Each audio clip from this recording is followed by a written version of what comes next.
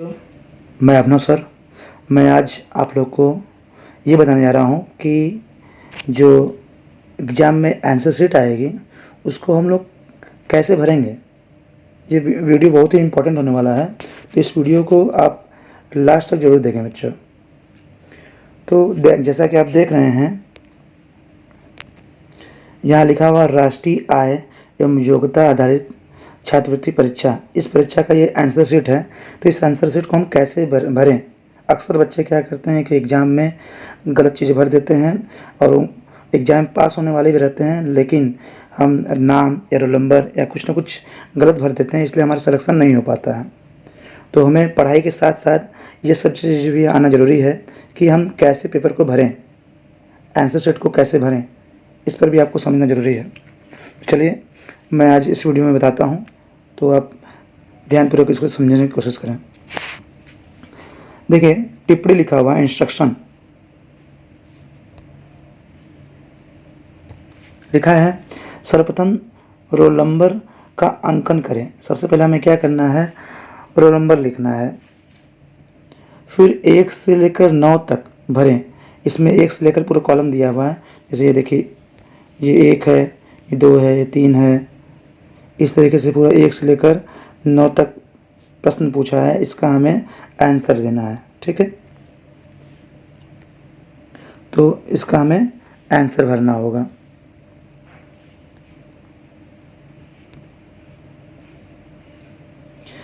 उत्तर पत्रक में प्रश्न संख्या के सामने बॉक्स में सही विकल्प अंग्रेजी की गिनती 1 2 3 4, जैसे हम अंग्रेजी में इंग्लिश में लिखते हैं 1 2 3 4।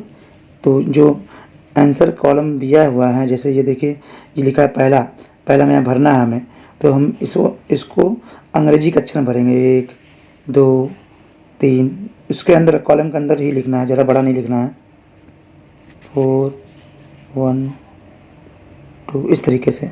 हिंदी का लेटर नहीं होना चाहिए, जैसे कुछ बच्चे हिंदी में लिखते हैं उस तरीके से नहीं लिखना है इसमें। जैसे हिंदी में लिखने का मतलब ये है 1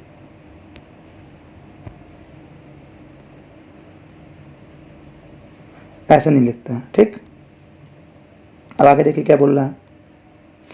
आगे बोल रहा है, उत्तर का विकल्प भरते समय कोई कटिंग नहीं होनी चाहिए। कटिंग है ओवर राइटिंग। कटिंग मतलब होता है कि कुछ गलती हो गई है, जैसे मान लीजिए अपना सेंटर नाम लिख रहे हैं हम, ये कुछ गलती हो गई, इसको काट करके फिर आगे लिख दें। ऐसी गलती नहीं करनी है। जो भरना है उसको साफ साफ लिखना है, समझ समझ के भरना है, गलतियाँ नहीं होनी चाहिए। ठीक, आगे क्या है, ओवर राइटिंग।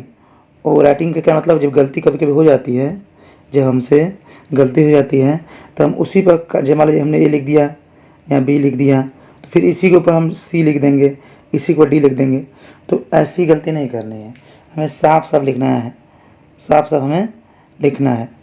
ठीक है, जिससे हमें सारा सब कुछ नज़र आ रहा है। इतना बड़ा बड़ा नहीं लिखना, जितना बड़ा मैं लिखना उतना बड़ा नहीं लिखना है, छोटे छोटे कॉलम में लिखना है, ए बी सी डी, ऐसे देखें, इस तरह लिखना है। उत्तर पत्रक को मोड़े या फाड़े नहीं।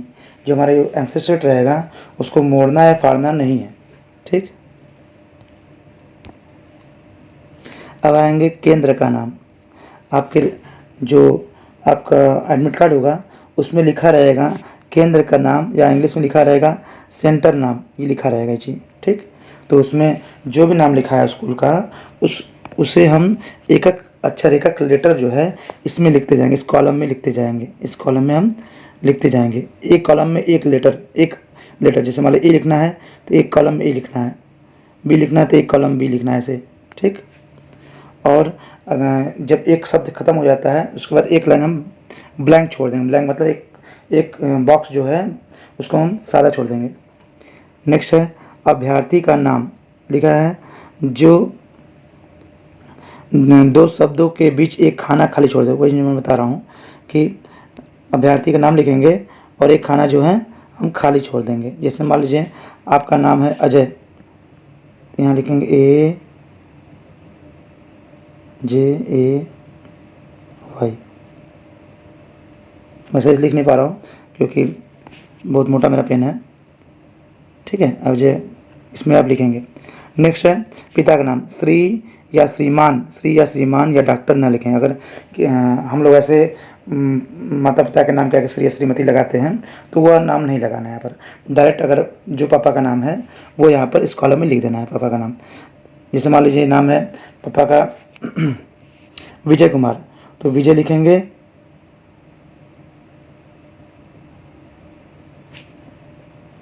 विजय कुमार, एक कॉलम छोड़ करके तो कुमार लिखेंगे।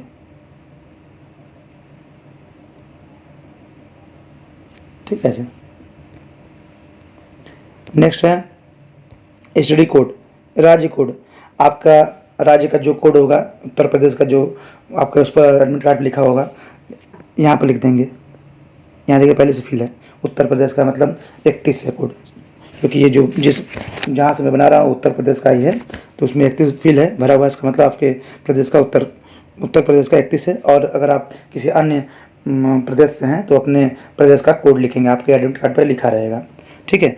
जिस वर्ष एग्ज़ाम दे रहे हैं उस वर्ष, जैसे मान लीजिए 2023 आने वाला है तो यहाँ हम 3 लिख देंगे। ठीक। सेंटर कोड, तो आपका एग्ज़ाम जहाँ पढ़ा है उसका कोई कोड होगा उस सेंटर का, तो यहाँ लिखेंगे। जैसे मान लीजिए 1 जो रहेगा आपका, इसी के अंदर लिखना है, बाहर ना निकले। आपको ऐसा लिखना है कि ये जो कॉलम है इसके अंदर ही रहना चाहिए।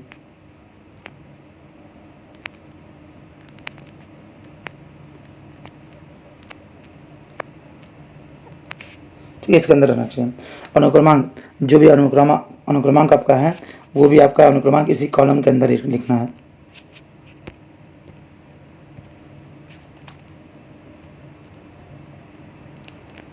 इस कॉलम के अंदर लिखना है। ठीक। अब आगे लिखिए, यहाँ लिखा है जन्म तिथि, यहाँ लिखा हुआ है जन्म तिथि। आपका जो जन्म तिथि हो तो यहाँ लिखेंगे दिनांक। ठीक। यहाँ दिनांक लिखेंगे, यहाँ महीना लिखेंगे। जैसे मान लीजिए जनवरी है तो 01, फरवरी है 02, मार्च है 03, इस तरीके से। अब वर्ष है लिखेंगे 2023, 20, 23 ऐसे लिखेंगे। सेक्स, अगर आप छात्र हैं तो यहाँ इस कॉलम में लिखेंगे 1। इतना बॉक्स के अंदर लिखेंगे, मेरा देखिए बड़ा हो जा रहा है, बॉक्स के अंदर ही लिखेंगे आप, यहाँ लिखेंगे 1। ठीक। और यदि आप छात्र हैं तो इसी कॉलम में लिख देंगे 2। ओवर राइटिंग नहीं करनी है, जो है साफ सुथरा एक बार में लिखना है। ठीक। आप जिस जाति की हैं उसको देख लीजिए। अगर सामान्य है तो सामान्य के देखिए 1 लिखा हुआ है, अनुसूचित जाति के लिए यहाँ 2 है, और अनुसूचित जनजाति के लिए 3 है, और अन्य पिछड़ जाति के लिए 4 है। इस कॉलम में आपको अपने सामने जिस जात के हैं इस कॉलम में आपको भर देना है। क्षेत्र, आपका क्षेत्र क्या है, ग्रामीण है कि शहरी है, इस कॉलम में भरना है 1 या 2। इसको ध्यान समझते जाइए बच्चों। नेक्स्ट है चुनौतीग्रस्तता की स्थिति, चलन क्रिया। अगर आप हेयरिंग मतलब सही सुन नहीं पाते हैं, या देखने में दिक्कत है, या अल्प दोष है आपको कोई नहीं, तो आप अगर कोई नहीं है तो 5 नंबर इसमें डालेंगे। यदि इनमें से आपको कोई समस्या है तो इस कॉलम में अपने सामने जो अंक दिया हुआ है उस अंक को इस बॉक्स में भर देंगे। ठीक है। स्वतंत्रता संग्राम सेनानी आश्रित, अगर ऐसी बात है तो उसमें यस या नो भरेंगे।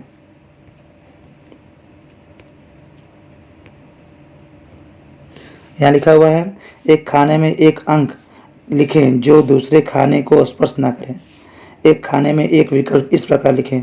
तो ये बता रहा है कि जो एक कॉलम दिया है, बॉक्स दिया है, उसमें ऐसा हमें लिखना है कि नंबर बाहर ना निकल पाए, दूसरे कॉलम को टच ना कर। देखिए कैसे लिखा है, यहाँ देखिए 1 2 3 4 लिखा हुआ है, तो ऐसे लिखना है कि वो नंबर जो है बाहर ना निकल पाए कॉलम से। प्रश्न संख्या 1 के लिए उत्तर, अगर पहला संख्या मतलब उत्तर 2 है तो हमें 2 ऐसे लिखना है। ठीक। यदि आप विकल्प 2 को सही समझते हैं तो प्रश्न संख्या 1 के सामने वाले खाने में ऐसे लिखेंगे 2। ठीक। यहाँ टीचर्स जो रहेंगे एग्जाम हॉल में वहाँ मोहर लगाएंगे। यहाँ आपका जैसा सिग्नेचर, जैसा साइन आपका एडमिट कार्ड में होगा वैसा साइन यहाँ करेंगे। यहाँ आपके टीचर साइन करेंगे, यहाँ पर टीचर साइन करेंगे। ठीक। और यहाँ पर सीरियल नंबर, आपका आंसर शीट का सीरियल नंबर रहेगा, जो आपका बुकलेट रहेगा, जो आपका आंसर शीट रहेगा सीरियल नंबर पहले से पड़ा रहेगा। यहाँ पर आपको लिखने की जरूरत नहीं है। अब आते हैं मेन भाग पे। इसमें दो एग्जाम में 2 भाग होते हैं। अब इसके बारे में मैं एक वीडियो बनाऊंगा। 2 भाग होते हैं, एक है पहला भाग, दूसरा भाग। पहले भाग को बोलते हैं जीमेट, पहले भाग को जीमेट बोलते हैं, दूसरे पार्ट को सेट बोलते हैं, जीमेट और सेट। तो इसमें देखिए, इसमें 90 क्वेश्चन है, इसमें 90 क्वेश्चन है और इसमें भी लगभग 90 क्वेश्चन है, इसलिए 180 क्वेश्चन हो गया है।